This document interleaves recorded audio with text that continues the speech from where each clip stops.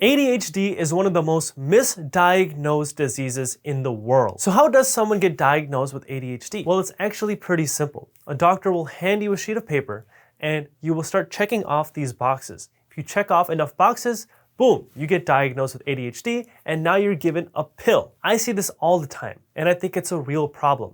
More and more people are getting diagnosed with ADHD, and now even a lot of adults are getting diagnosed with ADHD. A lot of people think there's a simple, quick fix to all their problems. They are so quick to jump to taking a pill to start fixing their problems and think that everything's gonna go back to normal. So let me give you a little background on the symptoms of ADHD. You could have the inattentive type of ADHD, or the hyperactive type of ADHD, or the combined type, where they combine both of the symptoms. In the inattentive type, people will be more easily distracted, they'll be more forgetful, and they'll be less likely to pay attention to details. Now, the impulsive type, people will be a little different. They'll be more fidgety, they'll talk a lot more, they'll interrupt people, and they'll just have a lot more energy. Now, the key thing here is that doctors will say that the cause of all these symptoms is because of some sort of neurological damage to the brain. First of all, I don't know who hasn't had any of these symptoms.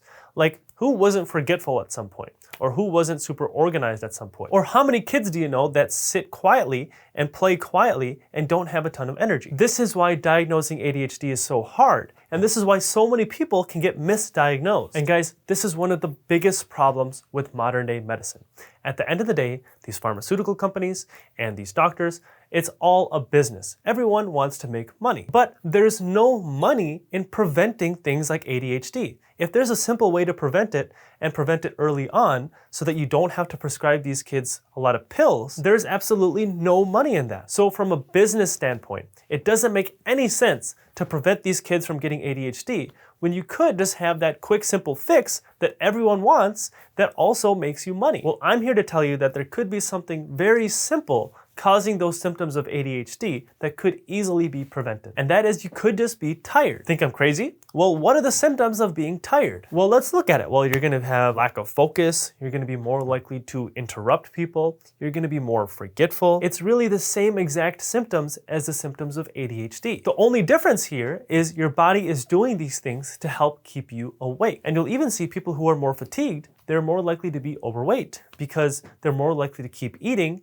in order to keep themselves awake. Now, why would you be tired? Are you not sleeping good? Are you not sleeping enough? How do you even know if you're sleeping good or not? For example, let's say there's a kid and you see them sleep and you see them sleep on time and you see them wake up on time. Does that mean that they're getting a great night of sleep? Well, actually, no. That kid could have a problem with the way that they're breathing while they're sleeping and they won't even realize it. So there was an interesting study that came out.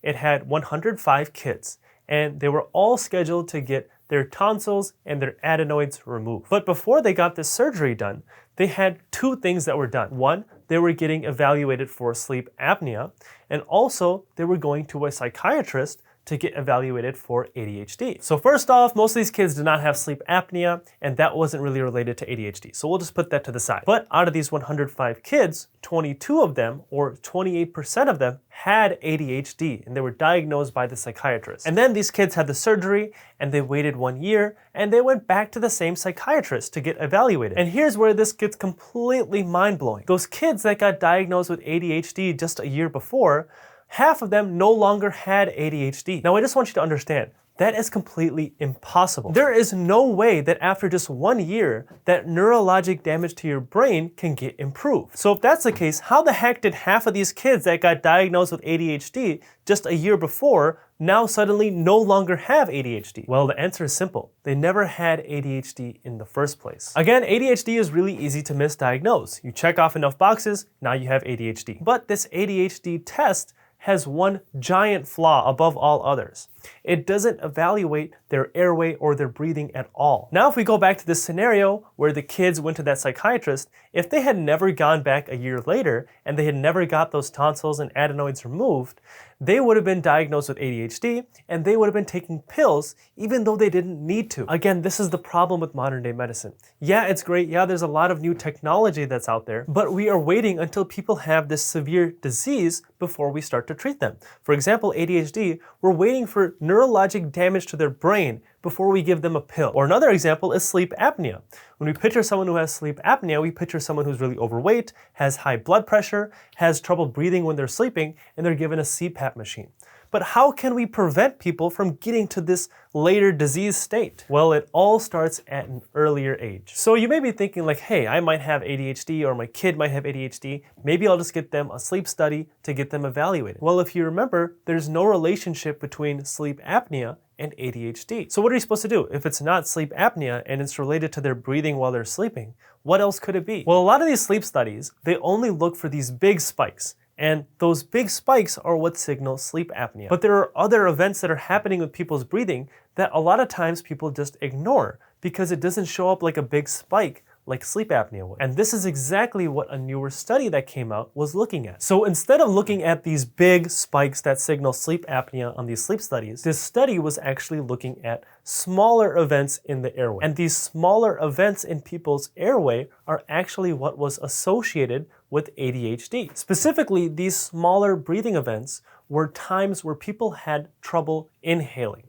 They had trouble breathing in all the way. And the reason someone would have trouble breathing in all the way is because some sort of obstruction in their airway.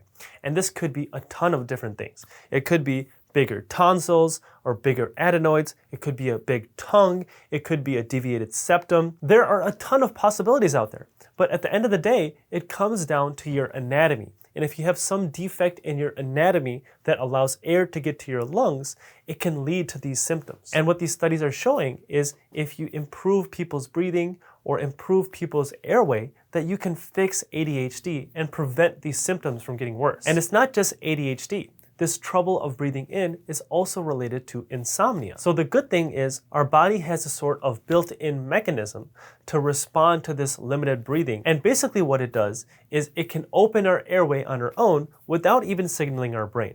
And the reason is our upper airway and our throat area have this threshold. And when it notices that not enough air is getting to our lungs, it forces our airway to expand to get more air into our lungs. And again, this doesn't signal our brain. And this is why it doesn't show up on that sleep study, because it doesn't cause a big spike.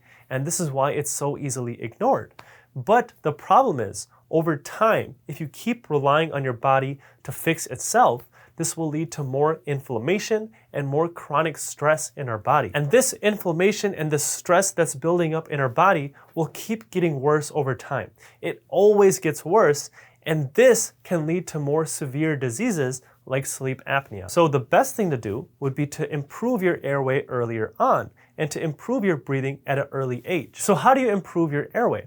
Well, the easiest thing to do would be to go to an ENT and get your airway evaluated. But there's a lot of ways. You can get prescribed a CPAP machine, you can get a surgery to fix like a deviated septum, or get your tonsils removed if they're too big. And also there's less intense ways to improve your airway. You can simply get a nasal dilator strip, which is a piece of tape that goes over your nose and it opens up your nose a little bit and helps you breathe. Those also have been shown to improve your airway, and it's such a simple fix. And also another thing you can try is focusing more on breathing through your nose when you're sleeping. And a simple way to do that is to tape your mouth shut before you go to sleep. There are actually a lot of studies out there that are showing that mouth breathers are more likely to struggle in school and more likely to show the same symptoms as ADHD. So fixing this by simply breathing through your nose more can help prevent that. Thank you guys for watching. I hope you liked that video, and if you haven't already, hit that thumbs up button and subscribe to my channel below. I will see you in the next video.